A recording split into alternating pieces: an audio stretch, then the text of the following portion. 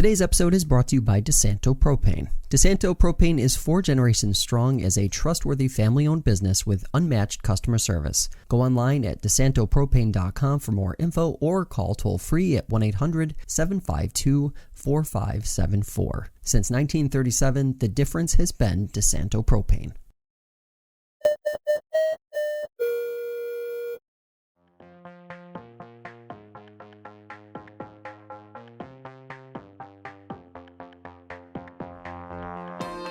Today, we continue our series previewing local elections across the Finger Lakes by catching up with one of the candidates running for Geneva City Council. Peter Gillotte joins me in studio. Peter, thanks for being here.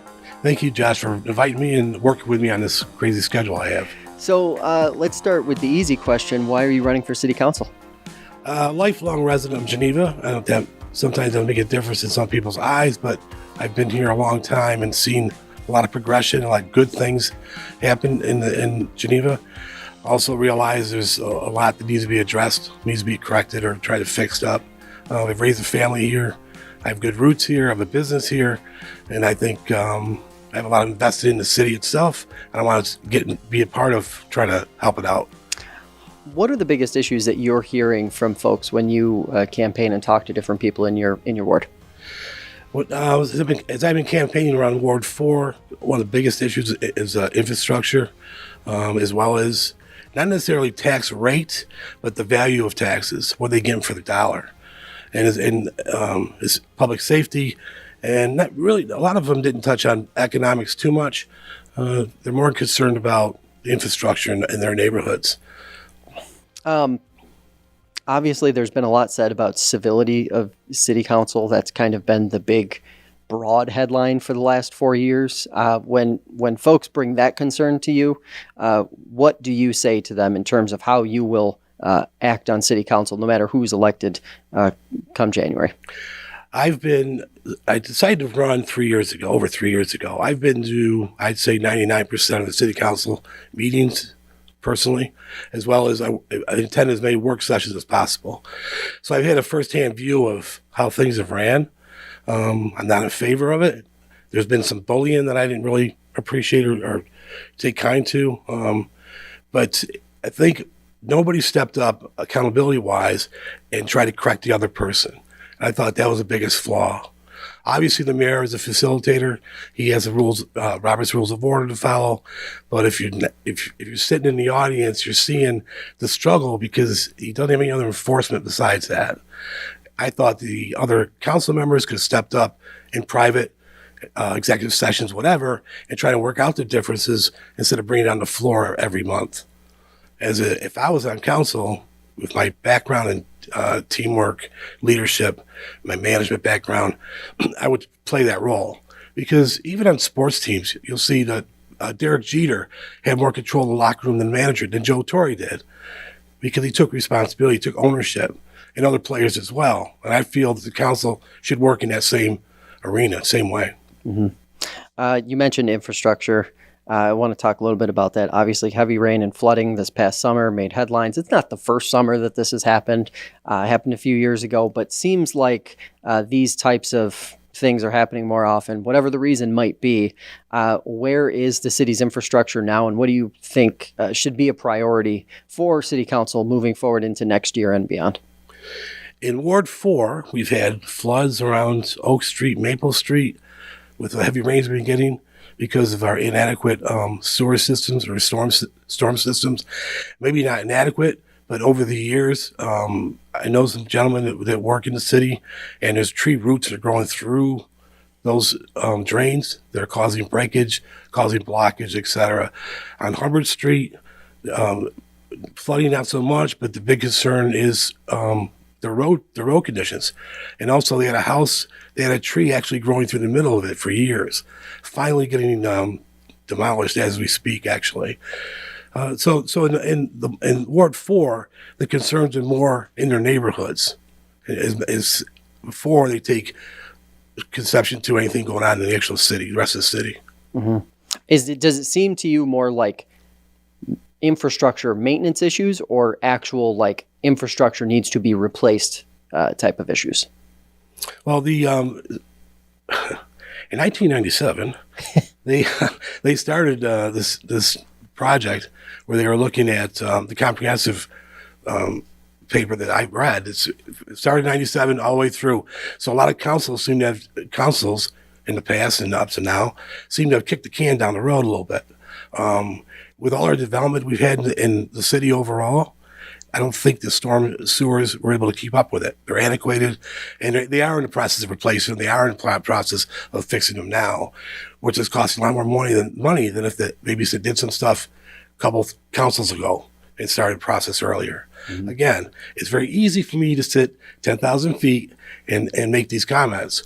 But when you're on council, I'm sure there's other restrictions you have to deal with, whether funding for sure, if there's states involved or counties involved, or you're waiting for funding, that type of thing. So it's not just as clean as it looks from the outside.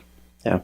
We're going to get into taxes in a little bit, but I want to touch on a couple things first. When somebody says to you, Geneva needs more economic development, what do you, I know you mentioned that that's not necessarily a huge issue that you're hearing from residents in your ward, but it is something that we hear pretty consistently across the board in the city overall. When you hear that statement, what does successful economic development look like in your vision for the city? Well, it's kind of hard because it's being in business. It's hard to say, let's just bring business in. Easier said than done. But on the city level, there are things in the works. There are things working. Local Development Committee, the IDA, the bid committee are all looking and working towards bringing businesses into the city. We don't have a lot of land to bring new business in yet. There's a zoning issue I think needs to be discussed to see if we can change the zoning so we can bring so we can offer that for multifamily housing, that type of thing. Where we suffer is we lost that middle income person. We have seniors and myself, and we also have younger new people just starting out with maybe not economically not strong. So what we really need to do is go back to what was written and start developing our neighborhoods first, make the city more attractive. So when people come in looking to try to do a business there, it's more attractive and they have a better sense of what Geneva is really about. We have a great potential. We have a great, the wine country and everything going strong. It's not, it's pretty much year round, but I still think we're not attractive in my mind. I've driven around my ward. There's a lot we need to do in the ward, and the neighbors are, I think, willing to do it. They need some help, I think. You mentioned housing right there. And whether we're talking about rent prices going up, lack of the single family housing, not a lot of availability of multifamily kind of housing either. Senior housing availability really lacking in the Geneva area too. When you think about those issues collectively, you mentioned zoning. Do you think that's something that the city can really make a pretty big impact on if they just go back to the drawing board a bit with zoning and perhaps make the city a little more conducive? I think I strongly feel that way. But I think one of the avenues that need to be aggressive with is to work closer with Ontario County, with their new housing needs they're coming up with, and to have we should be a major stakeholder in that with them, as well as council should push the city staff to be more aggressive with grant writing, how we're finding grants, working with New York State as well as Ontario County, see what monies are available to help people with multi-housing or help people fix their neighborhoods. There's nothing there right now. Yeah. And so with the economy the way it is, we need help before we can make any changes. Overall, we're seeing a population decline across the region. Some of the projections that we've seen recently are estimating a 40% increase in the number of seniors living in the Finger Lakes and a 7 to 14% decline in those younger age groups, all of them under 65. When you think about all of these issues, when you're talking about housing, when you're talking about business development, when you're talking about infrastructure, how much of a concern is that trend line in relation to tackling some of those bigger problems for the city? I think it's a major concern. We need more housing for senior citizens. We get to an age where we lose our spouse, etc. Can't have a household by ourselves. We're used to nice things, and we want to move into a nice area. There's properties that are being developed or trying to be developed for senior housing. I think our biggest problem is we have to find a way to attract middle income families to move back into Geneva. Right now, we're losing them all to Canandaigua, Farmington, Victor, for a lot of reasons. Could be school system, could be taxes. I don't finger on it, but those are the things I'm hearing or reading about, and that's, I think, a major piece we're missing to equal it out a little bit. Have people willing to stay around. I have two sons and a daughter, and their comments from the friends they have, my oldest son is in his 40s, is folks, they want to move back to Geneva, but there's no jobs here, there's nothing to move back to. So they go to Canandaigua, Farmington, Victor, Syracuse area instead of coming back home. And that's a huge loss for us. Yeah. Taxes. You mentioned taxes. When you have aging infrastructure, you've got these bigger issues, and then you've also got a declining population. How much of a challenge does that become holding the line? Because I'm sure that's what a lot of folks in your ward are going to say. Please hold the line and try to maintain. How do you approach that question? I think citywide, that's the attitude. Please don't raise anymore. Don't raise anymore. I think realistically, the way the economy's been going and what we're paying in Wegmans and Walmart, et cetera, to ask the city not to raise the taxes is a really tough job. Really tough, without affecting major services, public safety services, or general services where normally you expect as a taxpayer. So I think, again, it's easy for me to sit back in the audience and we should do this, do that, don't raise taxes, cut fire department, cut police department, whatever. But until you're on this seat and know the other part of it, how the whole budget process works, and et cetera, and where revenue's coming in, what's coming in, how much is coming in. But we really need to increase our revenue. And this can be done in a few ways. But I think, again, we have to create some opportunities so people want to come back here and start a business or live here so we can increase the tax rolls. You mentioned off the top that creating value for residents through the taxes that they're paying is an important piece of the puzzle here. Expand on that a little bit if you could, because it seems like there would at least be some opportunity in the city to maybe not increase taxes, but increase the value that people realize they're getting for their taxes in the city. A couple examples I have that people I've talked to, and I'm going to pick on Humber Street again. Neighbor puts up a brand new fence. Or a person puts up a brand new fence. Neighbor piles all this stuff against the fence. There's codes against that. There's no code enforcement. A couple councils back, they cut the code enforcement down to nothing, and now we're at that stage. Again, you're cutting to keep taxes down, but you're cutting the wrong services, in my opinion. Again, from the audience, that's easy to say, but talking to residents, that's what they don't see. They don't see any value in it. They don't see any enforcement of people cleaning up their yards or an abandoned house. We have a lot of abandoned buildings in the city of Geneva. The one example I gave you was the one with the tree, no exaggeration, right through the roof. That's how long it's been there. The tree's grown that far, and just now being taken down, and that really demoralizes the rest of the neighborhood because it was an entranceway into the neighborhood. That's the first thing you see. So road conditions, again, they saw some kind of effort with their fixing their roads, especially in Ward 4, because it seems like a lot of the times the work is done more towards the other end of the south end of town, and it's perception. But the residents of Ward 4 feel slighted because they're getting everything, we're getting nothing kind of mentality. So. And I would imagine part of that is just the nature of that perception, right? It's not necessarily a straight out fact.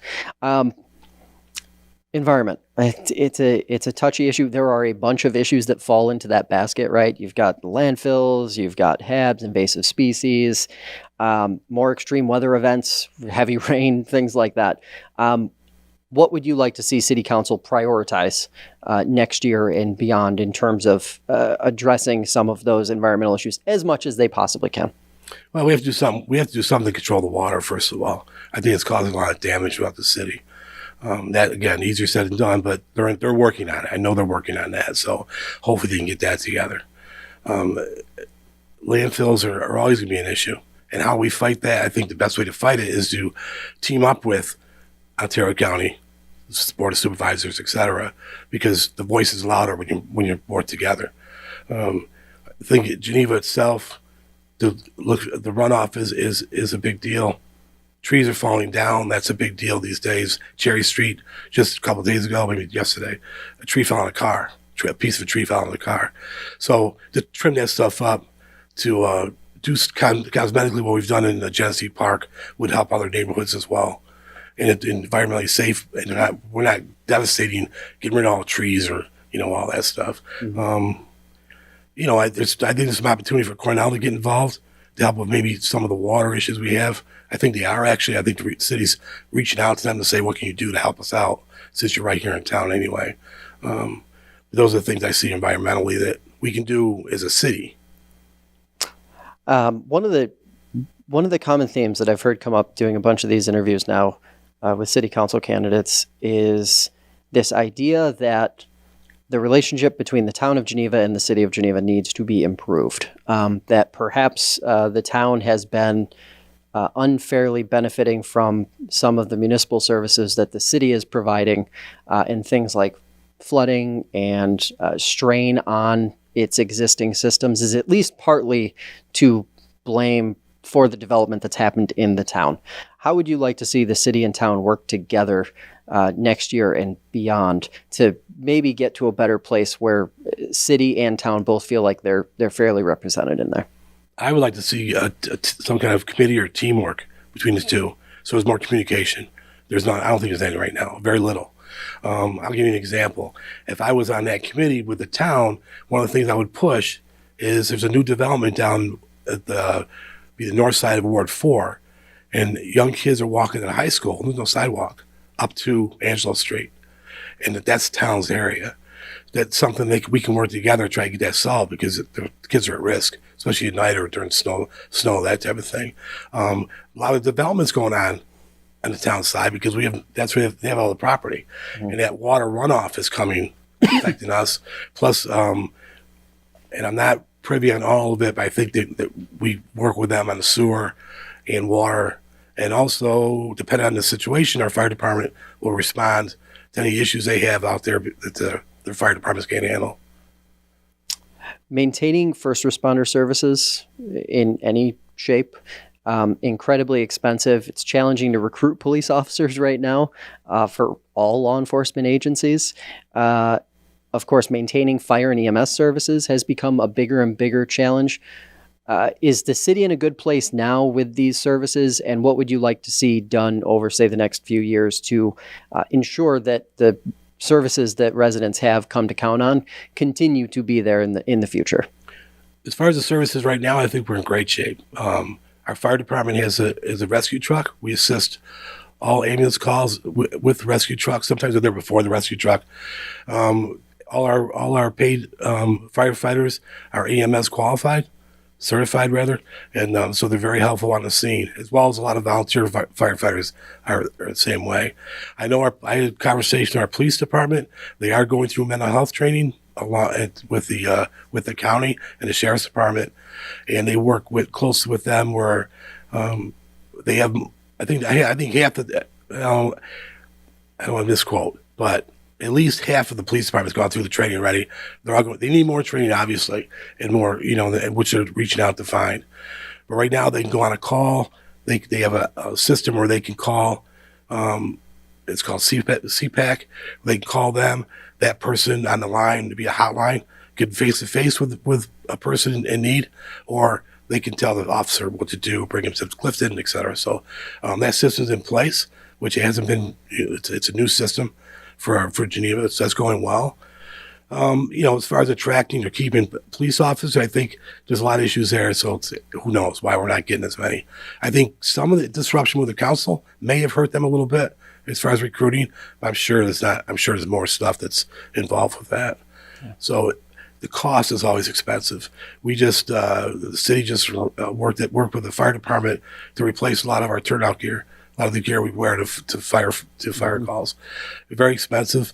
I know this is another area where the city staff can look out, as well as the chief of the fire department, police department, look out for ways with the county and the state to get grants or help that physically or financially so that we're not burning on the city as much as we are now. Is that the biggest challenge that the city will face over the next 5 to 10 years, is maintaining those services at a cost that's appropriate or doable for the average resident in the city? Just talking as a businessman, costs keep going up. So I don't have a crystal ball, so I don't know. I'm hoping New York State, public safety should be a number one priority in New York State, period. So I'm hoping that the New York State and the counties, come up with some ways to help fund a lot of these replacement of equipment, et cetera. Yeah. So that's a tough one. Where can folks ask you a question if they want to ask you a question? Where can they learn more about your campaign? They can contact me on my email, which is chefpetergillotte@gmail.com, and they have my phone number on it too. Also, I have Gillotte Ward 4 at .org, GilotteWard4.org. Gotcha. Peter, thanks for the time. We appreciate it. Thanks, Josh. I appreciate it. Thank you. That'll do it for this edition of FLX Today. If you'd like to hear more conversations like this one, check out the show on your favorite podcast platform or subscribe to the FingerLakes1.com YouTube channel. Have a great day, and we will see you next time.